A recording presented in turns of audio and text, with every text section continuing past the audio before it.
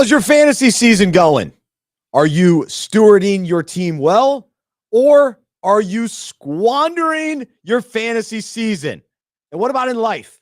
Are we good stewards, or are we wasting opportunities? Let's unpack it.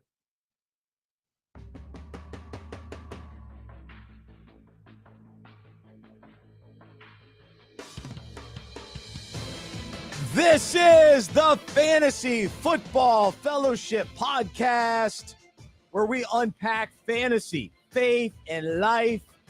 I'm Bryce Johnson with Trip Smith. He's a pastor at Hope Community Church, and we are your fantasy coaches, here to encourage you and help you win while you play fantasy football with purpose. As we provide fantasy advice, we won't always be right, but we hope we'll be convincing. We are coming to you live right around 2:45 here in Charlotte, North Carolina, in the Unpacking It Ministry studio. Be sure to check out fantasyfootballfellowship.com. You can become a member anytime for free. Gain access to all of our weekly content, our breakouts, where we take fantasy concepts and relate them to the Bible and life. And then join us here on the podcast as we unpack the weekly breakout. And today we're talking stewardship. Stewardship in fantasy, with our time, with our money, with our gifts and talents. We'll talk about all of that in just a little bit. But man, it is a big day here in the fantasy world because it's trade deadline day. So we are on right before the deadline. So anything could be happening over the next hour, potentially. This was not always the case in the NFL. The trade deadline used to come and go without much fanfare or attention, but that has changed. Fantasy football kind of makes everything better, and I feel like it has infiltrated even the real NFL to where now we get to see some moves being made. And I'm curious, how often are trades being made in your own fantasy league? Are we seeing trades? I've seen it's been a little light. Yeah, I'm in 4 leagues that you can trade. A little bit light this year, so we probably got to pick it up too. But we are seeing some of that in the NFL, so we'll talk about some of the fantasy ramifications for the latest trades. Nothing major, nothing crazy yet, but it's fun to think about the possibilities as well in the final hour. But we'll also we'll do week 9 reactions.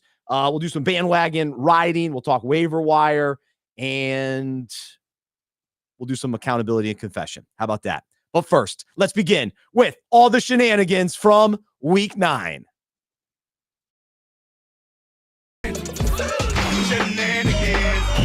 Fantasy shenanigans. And let's say hello to Trip. Trip, what's up, man? How you feeling? I'm feeling great, man. Like you said, big day, important day. The decisions that are made today have the power to reshape the lives of people and communities around the country. Are their teams buyers or sellers? It's trade deadline day, right? And so this is a fun day just to keep refreshing your tab there, seeing what teams are doing. And I can't believe that you would besmirch the good name of one Jonathan Mingo, who was traded just a few minutes ago to the Dallas Cowboys. You said there were no big trades so far today. Mingo to the Cowboys, man. Come on, you're not excited about that one? So I mentioned this to you. I mean, he stinks. For the Panthers, he just hasn't been very good. No one should be excited about that. He's been given opportunities and he squandered them. That's what we're talking about today. And so I don't want to, poor guy. Good luck. You get a new fresh start in Dallas, and a former second-round pick now gets a chance in Dallas. But here's my question, and maybe people can comment wherever you're watching live right now. When has I hate to be mean and call him a bust, but a bust wide receiver on one team gone to another team and really thrived? Like really thrived. Have we seen that, especially in recent years? Who are the names that come to mind? Because I think about the one wide receiver with the Vikings that bounced around for a couple of years. That was a big name guy. It was a first-round draft pick wide receiver. I think about the New England Patriots, who have had a couple different wide receivers that never panned out. I think of Kadarius Toney, where it's like, all right, he was a first-round pick or second-round pick. We'll trade for him, and maybe he'll be good for us. I just don't think it happens very, very often. Now, with quarterbacks, we have seen it. We've seen I was going to say Geno Smith. Well, now he's been a letdown. But Baker Mayfield, he did fine last night. Those kind of guys that, you go somewhere else. Sam Darnold, of course. Wide receivers, Not as much. You're right. For some reason, I have it in my head that maybe was it Sammy Watkins who you remember the receiver? Yeah, he went to the Chiefs. Watkins, he kind of got off to a slow start and then kind of Buffalo. He was at Buffalo for a little while, but the first few years That's he a didn't good look like he example. was much, and then That's I fair. think he moved somewhere else and kind of revitalized his career. It seems to be the case that, as sort of advanced statistics and analytics enters just the entire sports world. I mean, there's no sport where this is more true than baseball, but more and more kind of the analytics guys are taking over some of the decisions in football, both on the field and in the GM's office, and especially with wide receivers. It seems like some of these stats about sort of like target percentage earned, in their first couple of seasons, like yards per route run, are some of these advanced stats that you'll hear more and more. And I know this because I'm in like the dynasty football community, that if a guy doesn't show something in some of those earned statistics in his first 2 seasons as a wide receiver, especially, then chances are that he's never going to kind of pan out as like a top tier guy. So if you are an athletic and an excellent wide receiver, even if you're on a bad team or you're not actually catching the targets that are thrown to you, usually I think teams can figure out we've really got something here with this great young wide receiver, or we don't. And in the case of Mingo, these guys who are moved on from this quickly, it's because the team knows something. Now, with the caveat that I'm not sure that the Carolina Panthers know much of anything, and so maybe he goes to a better team. And it's weird. The Cowboys look terrible, but they're a better team than the Carolina Panthers right now. And they need somebody to throw to besides CeeDee Lamb. So maybe he has a little sneaky value here and there, but yeah, I think it's kind of a nothing burger. I'm not sure that anything's going to come of this Mingo trade. No. And I'm glad the Panthers got a 4th for him. I'll say that. Yeah, we'll take that. Absolutely. Well, Jalen Tolbert in Dallas is sort of the nice receiver that you like. Maybe you snagged him on waivers. With CD banged up, he could be the guy that shines. The name that I mentioned earlier with the Vikings, Laquan Treadwell. Yeah, okay. That was who I couldn't think of the name, but that's him. It's like, oh man, he bounced around a couple places. Like, no, he'll be good here. He'll be good here. Yeah. Sometimes it just doesn't work out. All right. So the other shenanigans from week 9. I mean, you want to start with Saquon Barkley? Is that what you want to start with? At this point, everybody who shenanigans of the day. I just think that move. I had a buddy who in real time texted our group thread for one of the leagues that I'm in and said, "I will never forgive the New York Giants for wasting the prime of Saquon Barkley's career because he's so good. He's so fun to watch. He's electric with the ball in his hands, and that little kind of backwards hurdle." It got him an extra 1.5 yards or something like that. But it was one of the coolest things that you'll ever see on a football field. It felt like backyard football, and so got to start with that. Explained why he did that? Like what went through his head? Well, you can see him premeditated ever.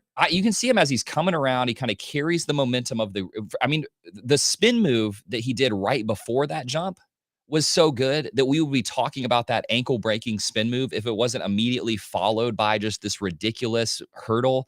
You can see his head coming around. He sees the defender coming, and he did it on purpose. Now, whether he told guys before the game, I'm going to backwards hurdle somebody in this game, anybody can hurdle a player facing forwards nowadays in the NFL. Trey McBride does it every week for the Arizona Cardinals. Saquon said, I'm going to do it backwards. Got to start with that shenanigan because it was so fun to watch, and he's such an electric player. Oh, my gosh. No, it was wild. It was great, and I'm kicking myself because I do not have Derrick Henry or Saquon Barkley, and those guys are or Alvin Kamara for that matter. But those 3 guys have been lighting it up, and especially the Saquon and Derrick leading the way, and especially if they are healthy down the stretch, we'll be winning some fantasy championships. But can these guys stay healthy? That's the key.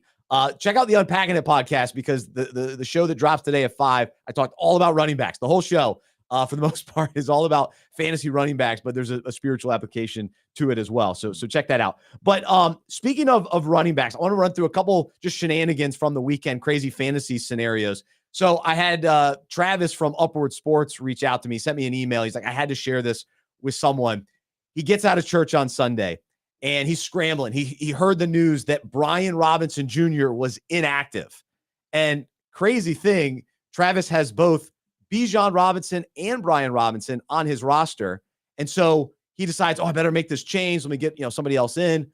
He made the big mistake of benching Bijan Robinson and leaving Brian Robinson in the lineup. So the whole B Robinson threw him off. So shout out to Travis. I am sorry you lost. That's a tough one. That's hard to swallow. But it's It's all about the details. You gotta really focus. You gotta lock in. Once you're making those lineup decisions, it's costly. You got to double check. Sometimes I get a little obsessive. My OCD kicks in and I double check my fantasy rosters. I run through it one more time, make sure everything went through, the computer went through, the phone went through, there was no glitches. So yeah, you got to do that. Couple other things. Do you think as a Brian Robinson owner, all of us play in leagues now where we have text threads or some sort of discussion stream that's associated with that league. Do you think if I had Brian Robinson on a team, I could send out like a message like, man, guys, Bijan is so good, but I got to multiply my assets if I'm going to make it to the playoffs, and then just start sending around a bunch of Brian Robinson, B Robinson texts and see if somebody makes the mistake? Would that be unethical if I could convince someone else to mess up in that way? I think, you got to concentrate. To your point about paying attention to details, if I could trick somebody into give it a king's ransom for Brian, I think I'd do it at this point. It was always my favorite in auction drafts when throw him up there. Well, there used to be, because Brian Robinson's fine. I mean, it's a little bit of a jump, but there used to be a guy named Adrian Peterson. Like the Vikings running was great, but there was another one that was like a fourth stringer on Chicago. Yeah. So if you threw him out early in the fantasy auction drafts, you could have the chance of throwing somebody off. That's next level tricky right there. That's always a treat. All right, a couple other things. How many Puka Nacua owners out there?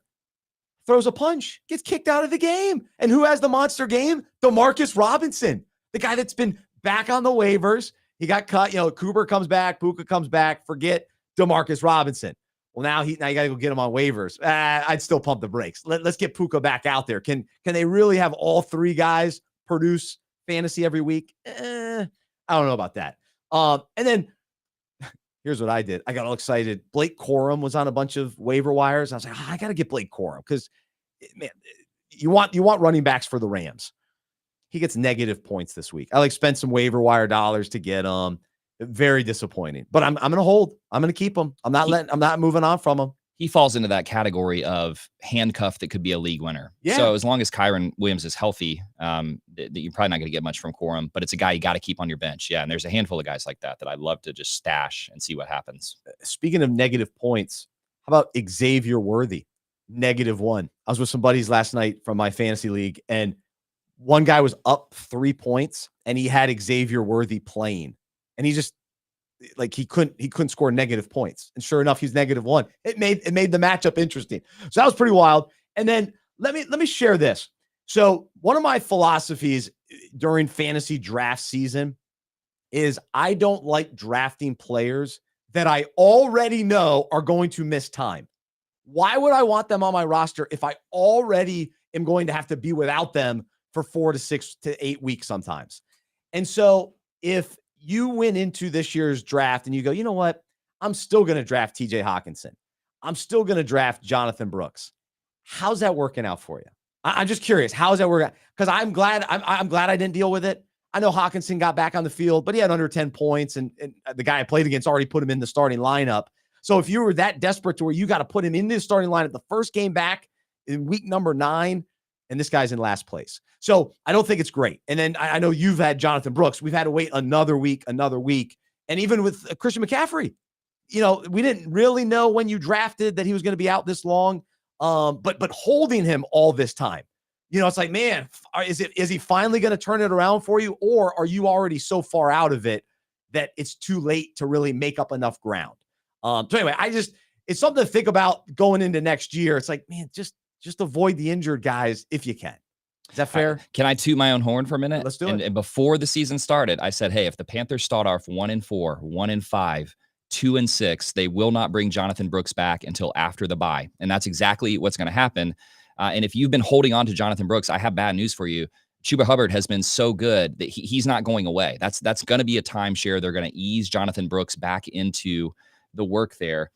A great thing, a tactic that I love to employ every season in fantasy football in redraft leagues is if there's that person in your league who took that high upside player that we all knew was going to be out until week 8 or week 10, I don't want to draft that person, because then you're the one who's sitting there saying, I'm so sick of having this guy on my IR slot, or if you don't have an IR, especially, I'm sick of having this guy on my bench. If you wait until the week before that player comes back, you'll never be able to trade for that person. You won't be able to do it because they're saying, well, I've held on for 10 weeks. I'm not going to trade him now. So what you do is you wait until about 3 or 4 weeks before that player comes back. The time to get Jonathan Brooks was 3 weeks ago. And I guarantee you could have traded for him, but never be the one to draft the player who's going to miss the first 10 weeks of the season, even if it's a great player, because you're just going to be sick to your stomach the whole time. Be the guy who waits until about week 6 or 7 out of those 10 weeks and then go make a low ball offer for that player, especially if you got a good record. You hold on to him. It's one of my favorite things to do every season in fantasy. And Hawkinson, Brooks, both coming back from knee injuries, right? I mean, I don't think either one of them is going to be like kind of this league winner. I don't think Hawkinson is going to be a league winner down the stretch, even considering how bad the tight end position is. But yeah, I don't ever want to take those guys at the beginning of the season and have to hold them. McCaffrey, same thing. Maybe you could have traded for him 4 weeks ago. The guy who owns him is never giving him up now, because it's like, well, I've held on this long. I got to keep holding on. And so it just hurts when you got one of those long-term IR dudes. Yeah. If you're really savvy and you've had CMC and you're in playoff contention at all, well, yeah, you have the potential to love life the next few weeks. If he truly is healthy and gets out there, and they could get rolling with him back. There's no question. I've been hesitant about the Niners, but with him back there, it just adds this whole extra element. And then you throw in Garindo, looked pretty good, and of course Jordan Mason. So you keep CMC fresh. Yeah, 49ers could be tough. All right. Any other shenanigans on your end? 2 other trades of minor interest. Mike Williams goes to the Steelers. So now they have a true number 2. So I've been wondering, all right, who is that number 2? I even threw a flyer with Van Jefferson 2 weeks ago before their bye. This is the end of Van. So Mike Williams should be the clear number 2 next to George Pickens. There's talent there. They kind of remind me of each other. Right. They're both tall and skinny. And so I guess they'll just say go. And Russell will try to find them. Which Russell Wilson throws like just a high arcing. He throws a pretty deep ball, so maybe just chuck it up there and let those 2 tall, fast guys just try and go catch it and see if they kind of fight over it themselves. You know, they really get there at the same time. There still needs to be like some safety blanket back there for Wilson, and so maybe that'll be Jaylen Warren out of the backfield. Yeah. So I keep mentioning him, and it seems like the fantasy community is catching on too. Like, hey, Jaylen Warren, like, don't forget about him down the stretch. He could be the guy. They got pretty easy. Well, I'm not going to say easy, but they have a schedule that lends itself to especially the pass catching wide receivers, and Jaylen Warren is great at that. So I do think he's one of those guys that's going to be a useful flex player going forward. Yeah, with some RB2 upside at times. So the one other interesting thing. So during the offseason, I was all excited about Chase Brown. And then Zach Moss goes to Cincinnati, because Cincinnati moves on from Joe Mixon. Chase Brown was there last year. I liked him at the end of last season, had him on a team, and oh man, this guy's a stud. They bring in Zach Moss. Then it's a 1-2 punch, and you kind of had to pick. All right, what direction do you want to go? Who's going to be the starter this year? And I said in fantasy, I was like, man, I think Chase Brown is the one that you want. But then I started regretting it early in the year because Zach Moss was the clear first, starting running back for the Cincinnati Bengals. Well, as the season has gone along, and now that Cincinnati is actually playing better, Chase Brown has been awesome. He had a huge week this week, one of the top running backs of the week. And now Zach Moss is injured. And so it's all exciting for Chase Brown owners. And then this morning, the Bengals trade for another one of my favorite running backs, Khalil Herbert, who was buried in Chicago. And when out there and healthy, and over the years, he's had some really nice moments. Usually, 4 or 5 weeks in a row, filling in for somebody. He used to be filling for David Montgomery. And so Herbert has some talent. He's a veteran running back. I'm not sure that he's not a league winner. He's a compliment to Chase Brown. I don't think it hurts Brown's value too much. So I did a speculative ad. I picked up Herbert, wondering where he'd be traded to. I probably would have preferred him to go to Dallas to have an opportunity to maybe be the guy. But now it's like, oh no, he's in Cincinnati. I like both of them, but he'll get a little run. I think so. Yeah. Chase Brown is a great player. I think Khalil Herbert is a really, really good running back. He just had to suffer through all those terrible years in Chicago. In my head, again, they're kind of the same guy. I think Chase Brown's a little more explosive. And I remember this news story before the season started that Chase Brown and Andre Iosivas were training with a wide receivers coach together. And Chase Brown has been a great pass catcher this season. And on Sunday, he had a beautiful kind of touchdown catch where he got his feet down in the back of the end zone. I mean, Chase Brown is the real deal. So I actually think this could be, if the Chase Brown owner in your league is nervous about Khalil Herbert coming, I actually think this could be a buy low, because I think he'll continue to be great. I don't think that he is getting replaced by Khalil Herbert, and I don't really think that Herbert is going to eat into his workload that much. Herbert will get some chances. Can we talk about one other running back? Derrick Henry is having an incredible season. We all know that. What I didn't realize is that so the 4 games that Devon Achane and Tua have both been healthy, Achane is on pace for 1,100 rushing yards and more than 1,000 receiving yards and 120 receptions. Devon Achane is so good. And there are 2 big ifs there. Is Tua going to stay healthy, and is Achane going to stay healthy? But if they do, that's the guy. That's the kind of guy that is going to win you some championships. He is so dynamic. He's so good.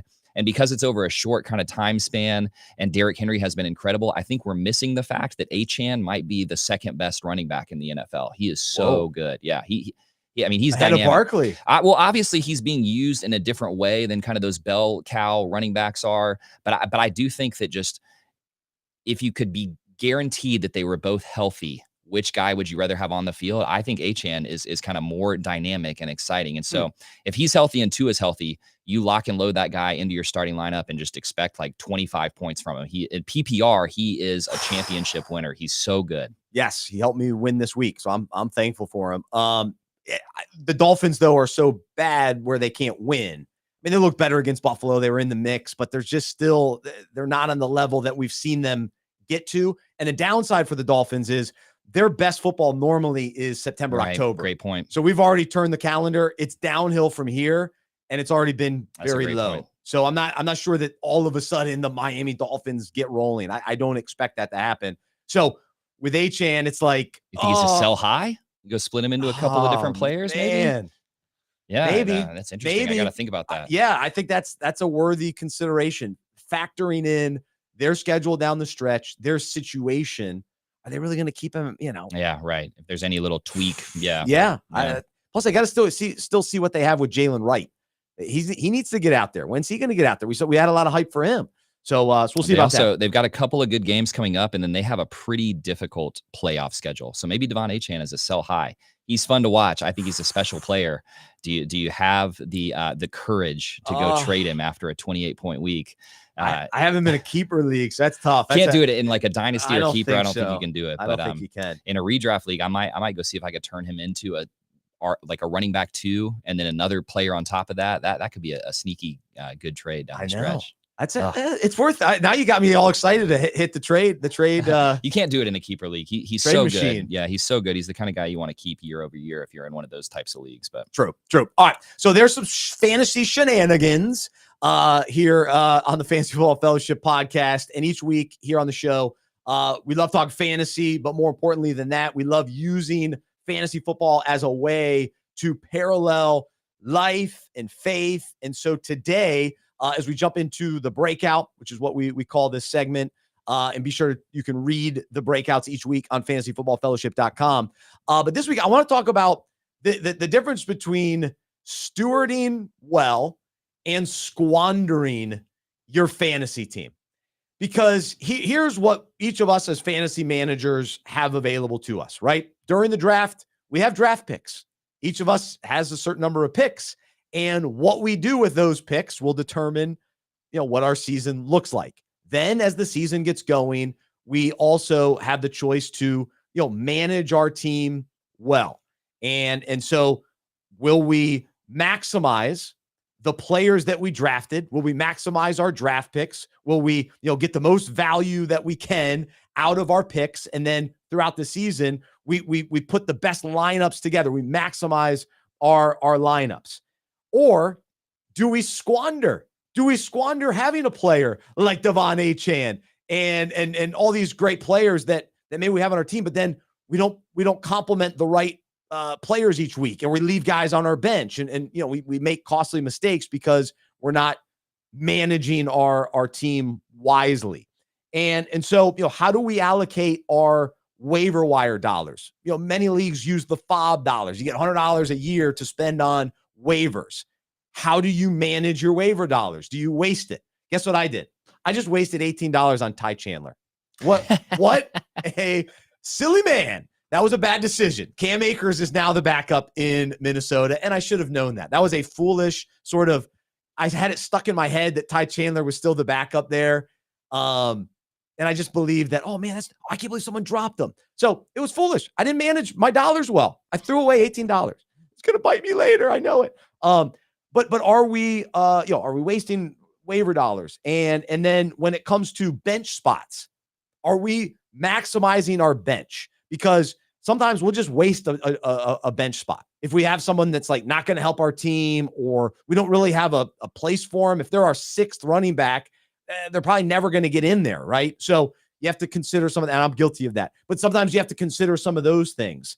And then also, to continue the conversation from last week we were talking about like how much time do we invest in fantasy football? How committed are we? Well, that fits into this too. As we steward our team, how much are we investing into researching and gathering information to help us make wise decisions for our fantasy team?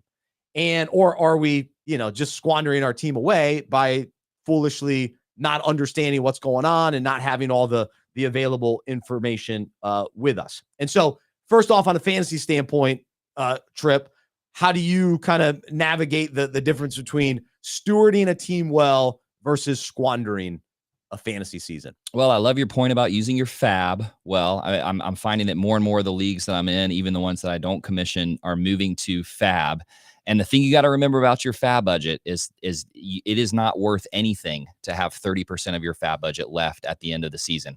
So you don't want to make that big mistake of going and spending a bunch of money on Ty Chandler early in the season. But I find the mistake that I make more often is that I have a bunch of money left over at the end of the season. And one of the lessons, I feel like week by week, I've been coming up with these lessons. I need to start keeping like a document of these lessons that I'm learning this season from having good discussions with you, Bryce. But one of the lessons that I'm learning this year is the teams where at the beginning of the season, I thought, man, this team is looking good. I am sitting pretty. I'm off to a 4-1 start. I didn't work the waiver wire as hard as I could have, or as I did in the leagues where I'm closer to 500. Well, now those teams that I managed my bench well, and I was turning over my bench and working the waiver wire, I kind of stewarded that bench space and that time much better. And those teams are looking better kind of as I'm looking down the stretch toward the playoffs. So that's in a really important way that you just keep tabs on where's my team out and what does it look like to keep trying to build it out in a positive way.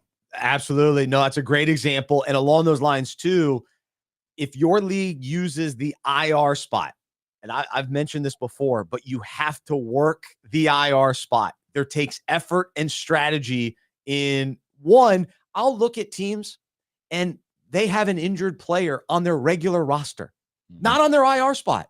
I mean, you are wasting a bench spot where you could stash a backup running back in case of injury and all that kind of thing.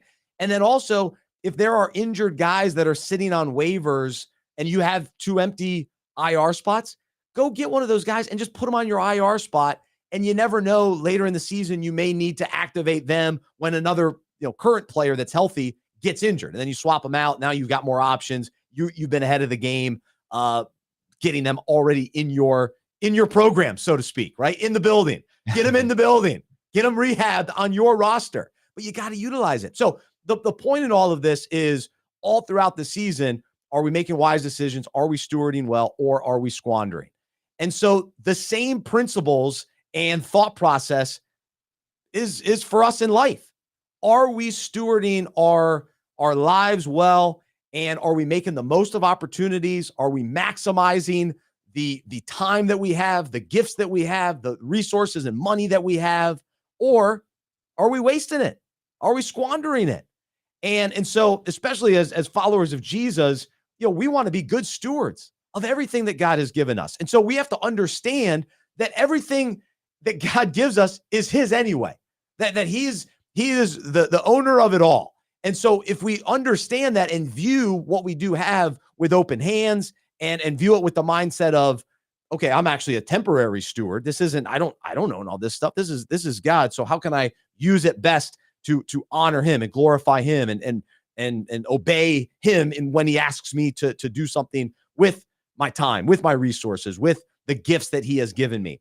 And so a couple key verses. Psalm 24:1 says, "The earth and everything in it, the world and its inhabitants, belong to the Lord." So do you believe that? Because that will dictate how we end up being stewards. And then just considering, okay, in our lives, all right, what is it that is under my, what do I have? right? And examining it and evaluating it. And then, understanding and considering, okay, in what areas am I not really thinking about it? I'm just spending money, wasting money. Am I just wasting time? Is this really valuable? How is this benefiting me or someone else by how I'm spending my time here? Or do I have empty bench spots, so to speak, and they're being wasted? And so is that the case for us? And so, we want to take full advantage, especially of, the gifts and talents and skills that God has uniquely designed each of us with.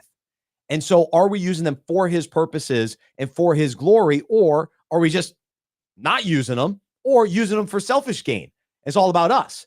And so 1 Peter 4:10-11 says, each of you should use whatever gift you have received to serve others as faithful stewards of God's grace in its various forms.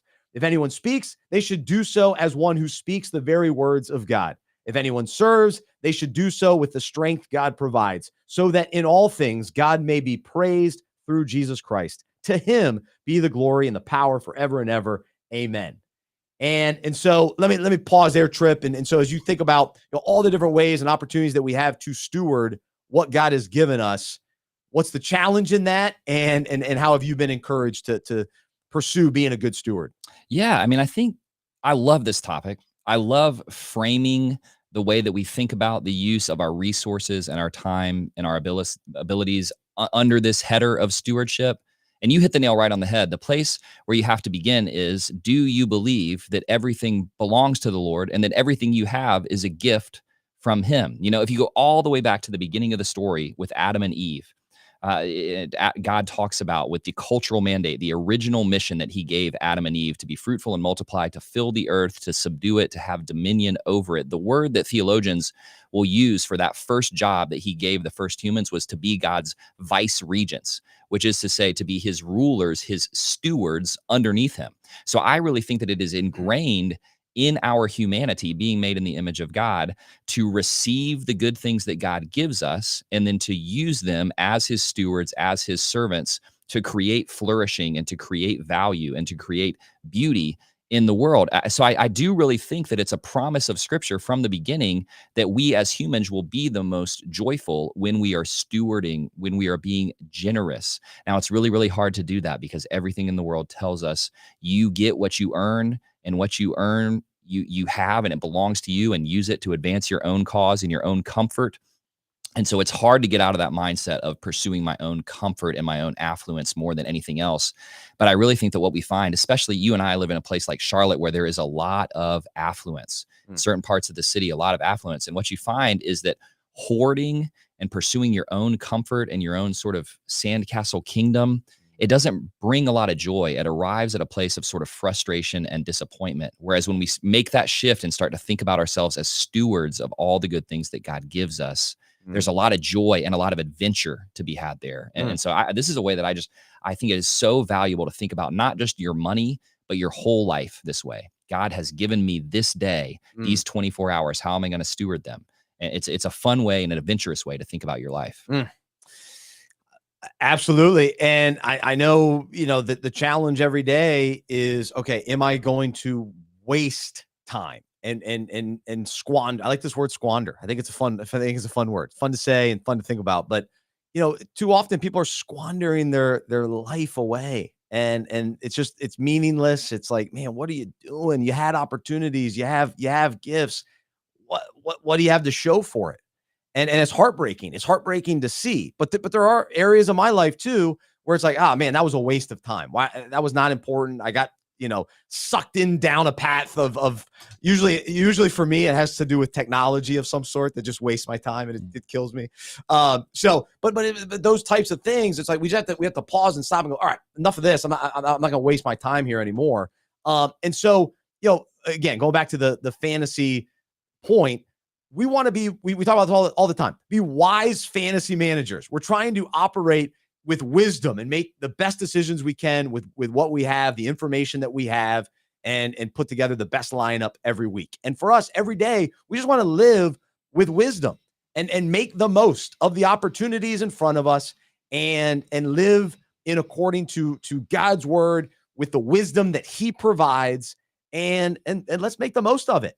And so, as far as maximizing the opportunities, I think Ephesians 5:15-16 speaks well about this. So this is the Amplified translation. Therefore, see that you walk carefully, living life with honor, purpose, and courage, shunning those who tolerate and enable evil, not as the unwise, but as wise, sensible, intelligent, discerning people, making the very most of your time on earth, recognizing and taking advantage of each opportunity and using it with wisdom and diligence, because the days are filled with evil. So there you go. That's it. That's it right there. So that's Ephesians 5:15-16. So that's strong. There's a lot in there. So you can read that for sure. And then you alluded to it as well. The other part of this too is, are we stewarding our money? Are we wasting money? It's always amazing to me the money that we all have for stupid things, certain things. And then when people need money for other things, it's like, oh yeah, I don't know, I'm a little short this month. No, you're not. You're not short. Stop it. But are we open-handed? Are we open-hearted? And are we being good stewards with the money and the resources that we have? And are we using our money for God's purposes? And so let's see, Luke 16:10-12, Jesus says, if you are faithful in little things, you will be faithful in large ones. But if you are dishonest in little things, you won't be honest with greater responsibilities. And if you are untrustworthy about worldly wealth, who will trust you with the true riches of heaven? And if you are not faithful with other people's things, why should you be trusted with things of your own? And so, are we faithful? Are we faithful in the little things? And then can God trust us with more?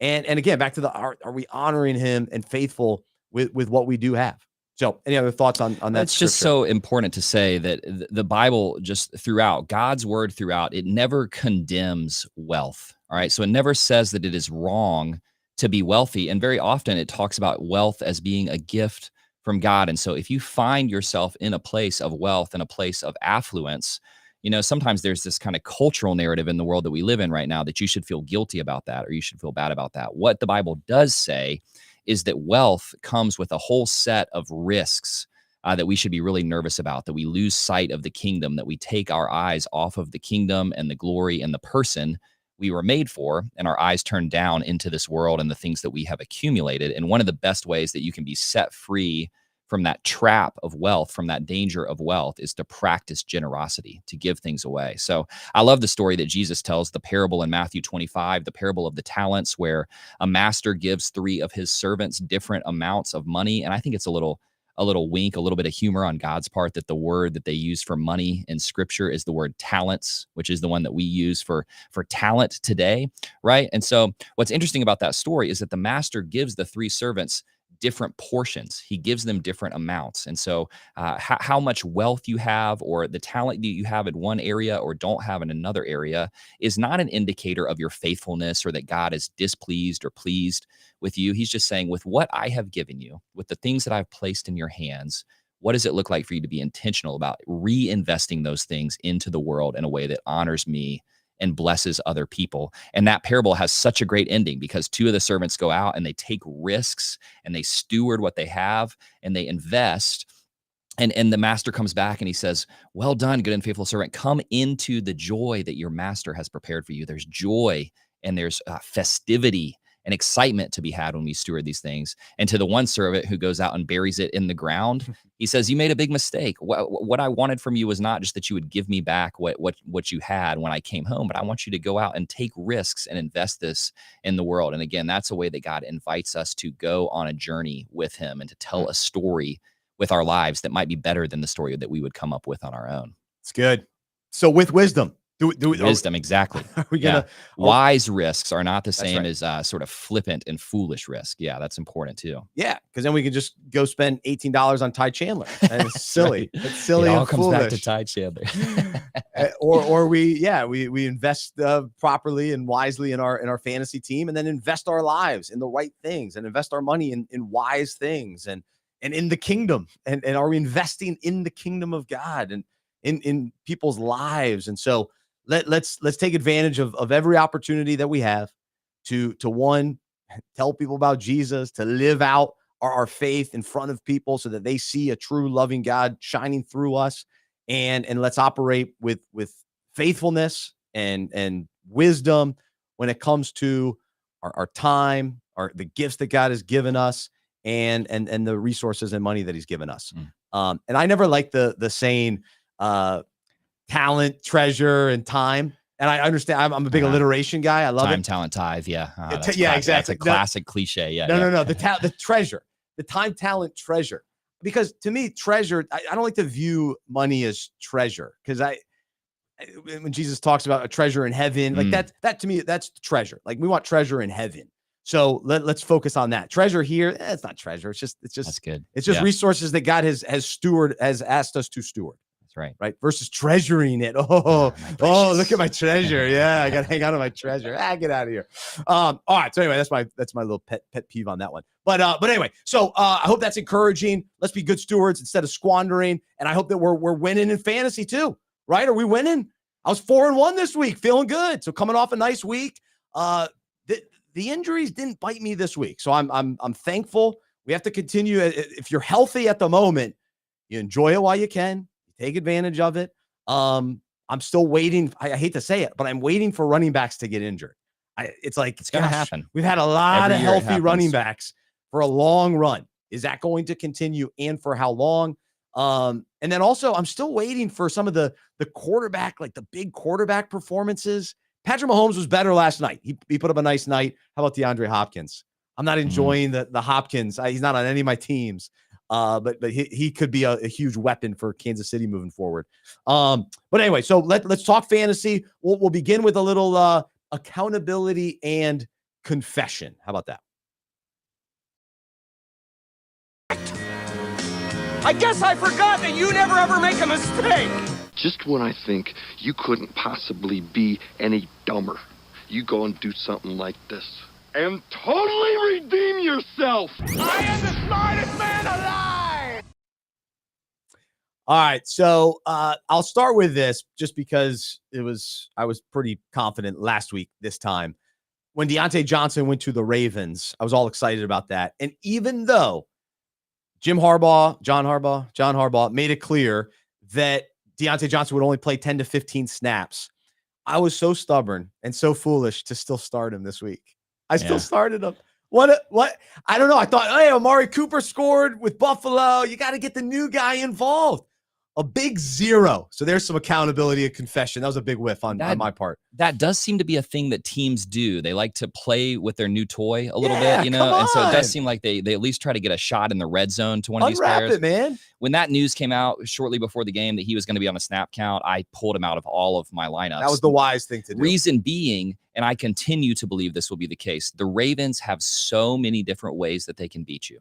So I believe that the only people that you can consistently count on week over week on that team are Lamar Jackson and Derrick Henry. Now, that doesn't mean you're taking the rest of these guys out of your lineup, but there are just so many weeks where Zay Flowers will do nothing because Isaiah likely scores 25 fantasy points. There will be weeks when Deontay Johnson scores 20 plus fantasy points with the Ravens over the course of the rest of the season. And there will be weeks when he scores 2 fantasy points, and so I still think this is a part of a larger discussion, and this is my accountability and confession.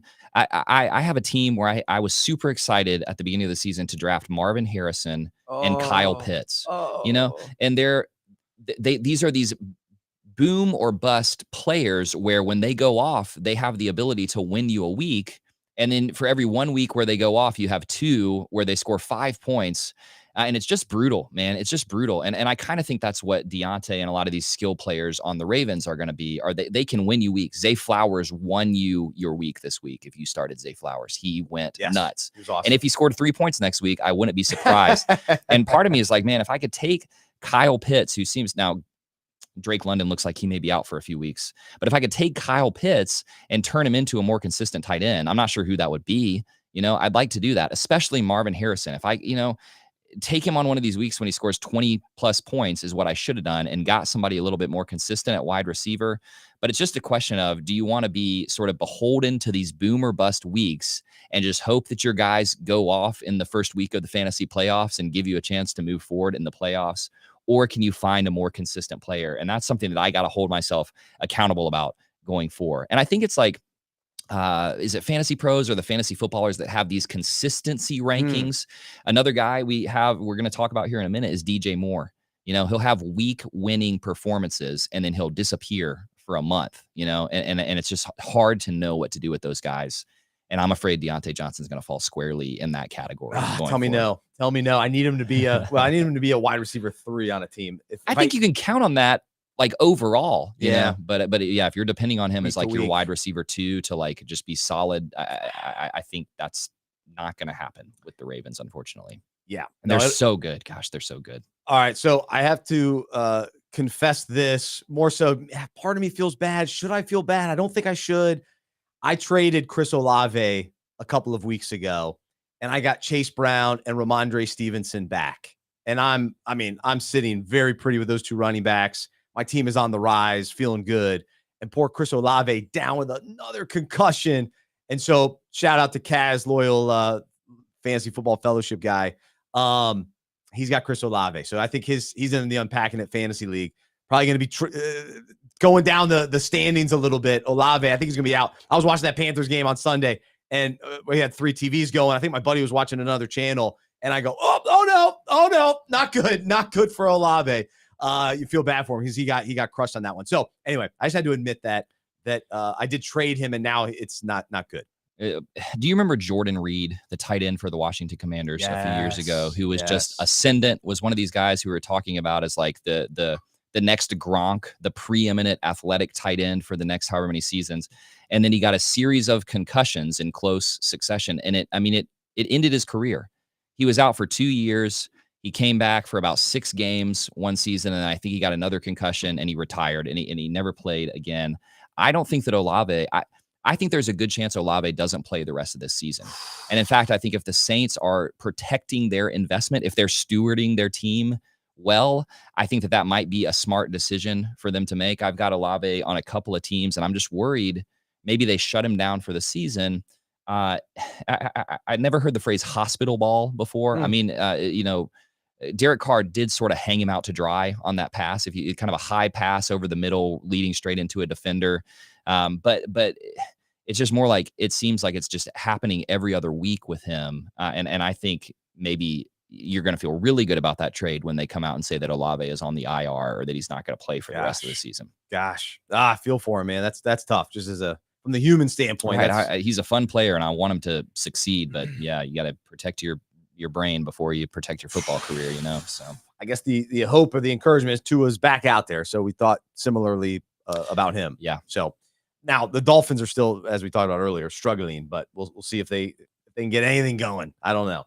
All right, let's do a little peace or panic. You already mentioned one of those players, but yeah, these are players that we're just kind of wondering, all right, they're struggling lately. Do we have peace about them or are we panicking? And I think there's probably a larger conversation about the Chicago Bears, but we'll start with DJ Moore. 3 straight games under 10 points, 4 catches for 33 yards this week. Are you panicking? I'm panicking. And DJ Moore is a player, a real-life NFL player that I absolutely love. You know, he's got his origins with the Panthers. He suffered through so many bad seasons with the Panthers. A few good ones too, but it's some bad seasons with the Panthers. And I continue to believe that he's one of the 15 to 20 best real-life wide receivers in the NFL. But I'm panicking, and you hit the nail right on the head when you said it's a larger question about the Bears. The Bears are turning back into a pumpkin before our very eyes. The game where Moore had 25 points was against the Carolina Panthers. And he's the wide receiver 27 on the year. If you take that Panthers game out, he's somewhere in the 40s, you know? So I think that I think that Eberflus is not a good coach. I think Shane Waldron is a terrible offensive coordinator. So I actually don't think the problem is with Caleb Williams. But I'm out on DJ Moore for the rest of the season. Again, he'll have another couple of games where he explodes and he scores some points. But I think that the Bears are a totally mismanaged and poorly coached team. And until they solve that problem, you can't count on DJ Moore. So big panic for me on Moore. I think so too. We see this every season from an NFL standpoint. Teams that start off well, fizzle, and then other teams that get real hot toward the end of the season. And so as fantasy managers, we want to capitalize on the streaks, on the runs, and we have to see sort of what's happening. And the reality is for Chicago, it's not looking pretty. And I was watching Colin Cowherd earlier. He was doing the schedule for the Bears. The rest of the way gets a lot harder. Brutal. Really hard. So they're in trouble down the stretch. So I'm in agreement with you. All right, the next player, one of my favorite players, man. He was awesome. I wanted the Panthers to draft him. He had an incredible rookie season. His team still in playoff contention. But from a fantasy perspective, CJ Stroud has taken a major step back. 11 of 30, 191 yards, 0 touchdowns. He was sacked 8 times, less than 50% completion percentage in 2 of the last 3 games, only 1 touchdown in the last 3 games. Now, I'm hoping, because I'm a Nico Collins guy, he comes back sooner than later. I'm hoping this week that will help Stroud. But from a fantasy perspective, I'm just not sure that Stroud is needing to light it up as much as he did last year, because their running game wasn't as good. They got Joe Mixon. And I'll confess, I was wrong about Joe Mixon. He's been awesome. But they are running the ball. They are relying on Joe Mixon. So if that's the case, then they're not relying on as much as Stroud. That means it hurts our fantasy team. So I would say there is a level of panic with the understanding that, yeah, Nico's going to get him going a little bit more. I sure hope so. Yeah, I think that's exactly right. Stroud is there's a little bit of a Patrick Mahomes corollary there, where I think he's a really good real life NFL quarterback, but he doesn't need to light it up from a stat perspective every week for them to win. The Texans are going to make the playoffs. They continue to, lost to the Jets. That doesn't feel good, but I think they're going to make the playoffs. They're going to be okay. Isn't it funny though? You remember when he big brothered Caleb Williams in like week 4 or whatever it was? It's like, dude, this is your 2nd year in the NFL. And he went out there and told Caleb Williams, hey, you're going to be a great player in this league, man. You're going to be a great player in this league. And he has fallen off a cliff since then. He's been terrible since then. So I think what he do you jinxed want himself him a to little say, bit. Trev? What do you want him to say? As the 2nd year player talking to the 1st year player in the NFL, I want him to say good game and then move on. It's not the dude. He's arrived. Yeah. I love how guys. You're going to be a great player in this league, man. I would know. I've been doing it for approximately 11 games now, and you're going to be a great player in this league. So yeah, he jinxed himself. Well, it's so hard to stay consistent in the NFL. It really is. That's why it's remarkable what the Chiefs are doing. But we see teams that have one big year, they make the playoffs, the next year they're out. And then teams out of nowhere like, whoa, Atlanta, here we go. Not out of nowhere, because we should expect Atlanta to be this good, but with the weapons they have on offense. But now here's Atlanta. They're probably going to represent the NFC South this year. So that's often what happens. So I'm not totally surprised that there's a little bit of a step back for Stroud, but they're still winning games. Houston's still winning games overall. So, but from a fantasy, yes, there's some panic there. All right, let's have some fun. We'll do a little bandwagon riding. Players that have either been great, time to jump on, or players that have struggled, we got to jump off. Here we go. Get off the bandwagon. It's time for bandwagon riding. Getting on, getting off. Make up your mind, all right? All right. Let's start with Aaron's favorite team, the Seattle Seahawks. JSN was the number 1 wide receiver this week. 7 receptions, 37 fantasy points, 180 yards, 2 touchdowns, filled in so nicely for DK Metcalf. The Seahawks still found a way to lose that game, which upsets Aaron. Poor Aaron over there. Cheer up, buddy. But from a fantasy perspective, JSN helped me get a big win this week, so I'm thankful for that. I am on the bandwagon. I think once DK gets back, he takes a step back, obviously, but I think both of them in this offense can both produce on a week in, week out basis. Now, the 2 touchdowns, that's not going to happen every week, but they got to throw the ball. Seattle's got to rely on this offense. They got to outscore people. They're going to be down in games. They're going to be throwing it. JSN is emerging. Listen, he's a 2nd-year guy. He's coming into his own. So this is for real. He was drafted in the 1st round, right? 1st round, Ohio State guy. He's a stud. So we shouldn't be surprised by that. So I am on the bandwagon. Me too. Yeah, I was a believer coming into the season. I hope that what's happening here in these games where Metcalf has been out is that they're realizing we can count on this guy to be a high volume receiver. That's what he needs to be to succeed. And so, yeah, I think I'm on the JSN bandwagon. I was kind of looking to see what their schedule is the rest of the season in terms of how much I want to rely on him. And they have a few what I would call fairly juicy matchups going into the season, early playoffs. So, love to get on that JSN bandwagon. I'd also love to go try to trade for DK Metcalf if his owner has been frustrated because of the injuries, because I think he'll still be good too. It kind of depends on what you think the Seahawks are going to be. And so I'll have to talk to Aaron after this episode and get him to tell me how much I should believe. He's not feeling good about it. He's not feeling good. But no, I like DK. I always like DK. I need Kenneth Walker to step it up though. He's got to get going again. All right. I've mentioned how much I like. I don't know if I've mentioned it. Have I mentioned? I don't know. Joe Burrow. Joe Burrow was an unbelievable quarterback this weekend. 4 or 5? 5? 5 touchdowns. 5 touchdowns. Holy cow. 5 touchdowns. Thankfully I started him. So big week. I had a big week. I'm continuing to brag about my players, but they made me so proud. They make me so proud. Burrow overloved this week, so that was a good decision. And Cincinnati, I think it makes sense to hop on their bandwagon. Jamar Chase, T. Higgins can never get healthy. When he's out there, he's great. He's kind of a nightmare with the injuries, though. And we'll see final minutes if he gets traded. There was rumors that he would go to the Chargers, so we'll see if that happens. But I'm on the bandwagon for everybody. Here's the question, though. Are we jumping on the Mike Gesicki bandwagon? Are we buying the hype? He gets into the end zone not once, but twice. Is he their new weapon at tight end down the stretch? Are you on the bandwagon? If I'm not mistaken, their rookie tight end that they drafted pretty early, Eric All, tore his ACL this week, and he was kind of the other guy who was getting a few targets at tight end. So my line of reasoning is Joe Burrow has leveled up. If you heard Joe Burrow after the game, he talked about how he was really upset about the one interception that he threw, even though he threw 5 touchdown passes. And I think he said something to the effect of, if we have a drive where we don't score a touchdown, I'm going to be angry about that for the rest of the season. And so Joe Burrow is honed in. He is focused. Obviously, you feel much better about Gesicki if Higgins is not playing. And I think Higgins will be back soon.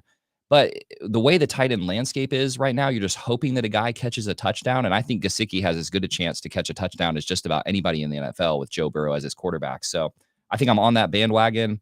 And I have a couple of leagues where I was just scraping the bottom of the barrel and picked up Gesicki earlier in the season off of waivers. And I'm just going to have to count on him. And I feel okay about that. I feel okay about it. You sound like you're getting real emotional about this. Are you having some allergies over there? Man, my throat got scratchy. Did Aaron wear perfume today? What are we doing I think here? It was when we started talking about JSN and just got you all choked up. I was a believer coming into the season. Just to see a young guy succeed like that when you've been believing in him, it's enough to make you tear up a little bit, man. So speaking of Gesicki, though, listen, we've been down this path before. He was in Miami. Where was he last year? Was he in New England? Like he's been around. I'm not buying it. I'm not jumping on the bandwagon. No, thank you. We've been down this path before. It doesn't end well.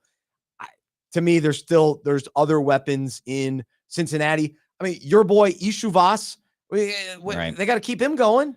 They can't let go of him. Do we have time to talk about what happened with Jermaine Burton? Did you hear about Burton, their other young wide receiver? Enlighten me. Burton is the guy who they drafted early this year. He's their other, right? A lot of hype. Everybody said this guy is an athletic specimen. He has some sort of maturity issues, some off the field issues. Well, early this week when Higgins was hurt, they said, we are going to feature Jermaine Burton. We're drawing up a game plan to make him our wide receiver too. We really want to get this young guy going as we head down the stretch. Burton doesn't show up for the team walkthrough on Saturday, doesn't call to tell anyone where he was, shows up at the game on Sunday wearing his pajama pants and is promptly told that he will not be playing in that game on Sunday. It is such a ridiculous thing, man, where everybody says that he is a freak athletically, but he has some serious, he needs a mentor. He needs some help, some support from somebody that cares about him. Boy, now we're drawing the line at pajama pants. These guys wear all sorts of crazy stuff. You can dress up as the Terminator, but you can't wear pajama pants at the game. I think it was reflective of a larger apparent issue that maybe he's not taking things as seriously as he should. And so I think Yosivas is going to be this guy that you can continue to slot in there and hope for a touchdown. But I mean, I was going to ask you, Mike Gesicki, I think he's the tight end, like 9 or so, no, 11 after that performance. Like where do you think he finishes rest of the season? It's not so much that I believe in him, is that I just don't believe in the position anymore. I'm so cynical about tight ends. So, well, if Travis Kelce's getting back to being Travis Kelce, that raises the bar for the position overall. He's the one. But back to the pajama pants. I'm working on getting some new Christmas ones. So it's frowned upon to wear them to work, I guess. I think so I'm after not you going to miss wear the them. team walkthrough, you miss an Okay. important meeting. I think you don't want to be seen the next time that you're seen at the facility wearing pajama pants. I think maybe You're would just be excited for Christmas like I am. I hear it. the Taylor Swift tour is winding down, and so I think we're going to see Travis now that he's not gone every weekend before the games, going to see his girlfriend's show. I think we're going to really see him step his performance up. He's really good, and he catches the ball. I still can't get over how slow he is. I mean, He's just it a is big old- amazing. yeah. Him and Rob Gronkowski, the slowest, most effective weapons in the passing game. It's He's remarkable. just so smart in how he finds the open spots on the field. And now that Taylor is mostly done with her show, it's time for Travis to ascend. Yeah. All right. It's Well, I his, missed it's his it. time to shine. I didn't catch a show. I did not catch You it. missed Not it, this man. time around. Yeah. We'll look for the next one. I have to confess this too. I'm watching the game last night. Some buddies from church enjoying fantasy football fellowship together all season long. And when Kelsey fumbled the ball, and this must have been in the second quarter or something, I made the joke, don't worry, Travis, shake it off. Nice. I hate myself for that. Uh-huh. I'm sorry. I confess. Sorry, guys. I don't get out much. I try to be funny. It's not funny. You're a dad, and so that's a joke that you have to make. It's it was there. Hey, don't worry, Travis, just shake it off. And then I got into the conversation with another guy at the table. I don't know any other lines. That's the only Taylor Swift. I think that one, and then the Romeo and Juliet, I think are the only songs that I really know. Mm-hmm. So this is where I'll stop talking. All right, because I'm embarrassed how much. Oh, how much you know? I do know, okay. Yeah. All right. And Aaron's a huge fan. No, he's definitely not. All right, let's wrap up the show before this goes off the rails any more than it has. Because I gotta figure out my pajamas. I gotta change into real jeans, right? Is that the story? Let's do a little bit of who is that? We had a couple guys sneak into the end zone this week, but who are they? All right, so let's Who is that? Come on, are you gonna tell me who that is? Aaron's trying to get me back. He's trying to mess up the segment after I made fun of him for liking Taylor Swift. Yeah, he's scrambling. He's trying to find a Taylor song. All right, so the first guy, Amari DiMercado in Arizona. What? Seriously, who is that? What a day. Tell me who that is. 18.5 fantasy points, 4 carries, 59 yards, and a touchdown. And I was a little frustrated by this because I have Trey Benson on a team. So I'm not jumping on the Amari bandwagon. I'm going to stay on the Trey Benson bandwagon. James Conner, an older running back. Can he really last the whole season? I tend to think he will not. So I'm going with the young guy, Trey Benson. We've seen Amari DiMercado a little bit last year, and then he fizzled. So I'm not counting on him again. So my big takeaway from this game is that the Cardinals really want to run the ball, which hurts my Kyler Murray take a little bit. But I think we don't think of the Cardinals as a really good running team.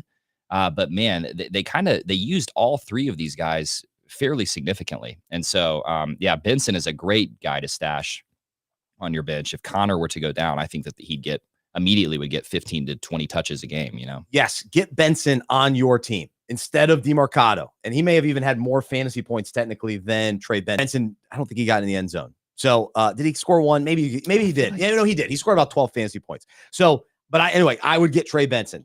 Go that direction. All right. The New York Giants actually scored a touchdown, and it wasn't their star wide receiver, Malik Neighbors. No, it was a guy named Theo Johnson. Come on, seriously, who is that? Come on, are you going to tell me who that is?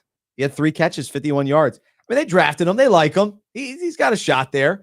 I wouldn't get too excited, but to your point about tight ends, you're always looking at the next tight end, trying to fill a spot. 3 catches for 51 yards. Was that all of Daniel Jones' passing yards for the? I mean, all 3 of his passes for all 51 of his yards went to Theo Johnson. Man, rough day for the Giants. Even my boy Tyrone Tracy had a tough day. That was unfortunate. All right, how about Nick Vanette? 2 receptions, 33 yards, and a touchdown. Come on, seriously, who is that? Come on, are you going to tell me who that is? Gosh, I wish I knew who that was. What is he with the Titans? Where's he at? Houston, Tennessee. He's with Tennessee. Yeah, you don't want to pick him up. Tennessee's a mess. Other than Tony Pollard, he's the one guy you can count on. And we've mentioned him every week. Do we know him yet? Nick Westbrook-Akini. He did it again. Seriously, who is that? Come on, are you going to tell me who that is? We tell you every week. 5 catches, 50 yards, and a touchdown. Touchdown in 4 straight weeks for Ikini. It might be time. We thought maybe last week.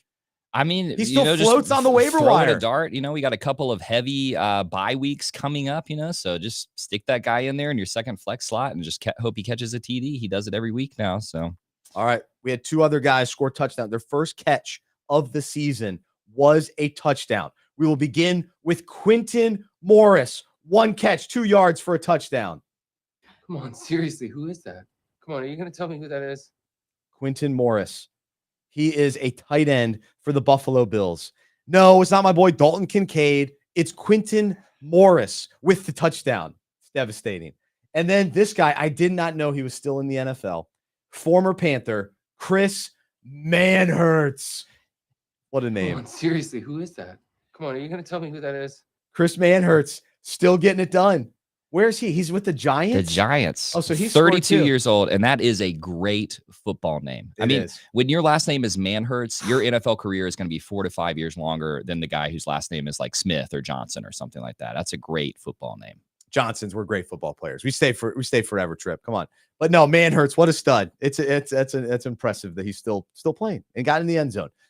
So real quickly, any other waiver wire targets this week? Who are you jumping on? This is the time of the season where you're either looking at your roster and saying, what are my needs? And just picking up one of those top guys, or you're grabbing one of those handcuff running backs and just paying attention to injuries. So there's not really anybody that stands out to me. I do think maybe Mike Williams is on waivers, possibly in your league. And after this trade, I think that he's going to be relevant. But I'm looking here at some of the top ads on Sleeper, and it's just kind of a wasteland. So you're just trying to fill in slots week by week as you go, and hope that you don't have any major needs at this point in the season. But I love what you keep reminding us of, to pick up these handcuff running backs, Trey Benson, a guy like Will Shipley.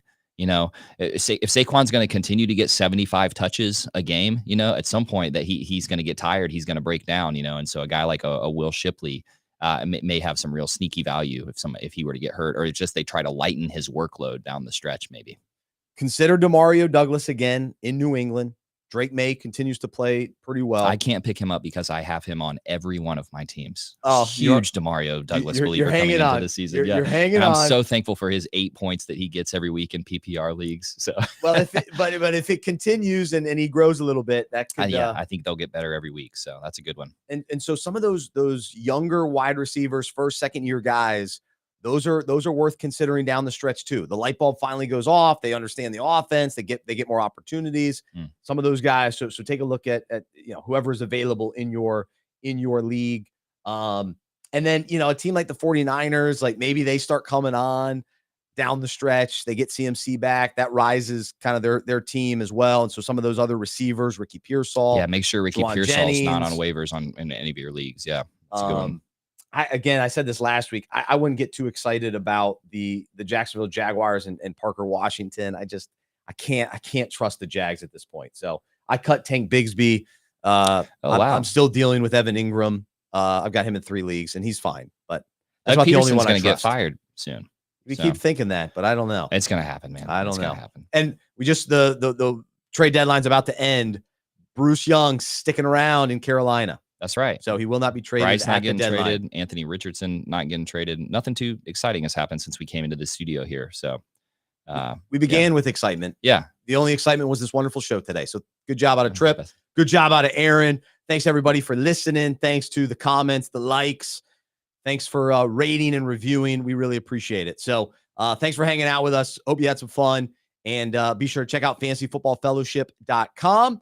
For the guys, I'm Bryce. I am a fantasy manager and a sports fan who follows Jesus. I believe in the good news that he died on the cross for my sin. He was resurrected, and through faith, I've been saved by his grace. I hope that is true for you as well, and I hope you'll join me as we live life as sports fans who follow Jesus together. Have a great rest of your day. Let's be good stewards. We'll talk to you next time right here on the Fantasy Football Fellowship Podcast.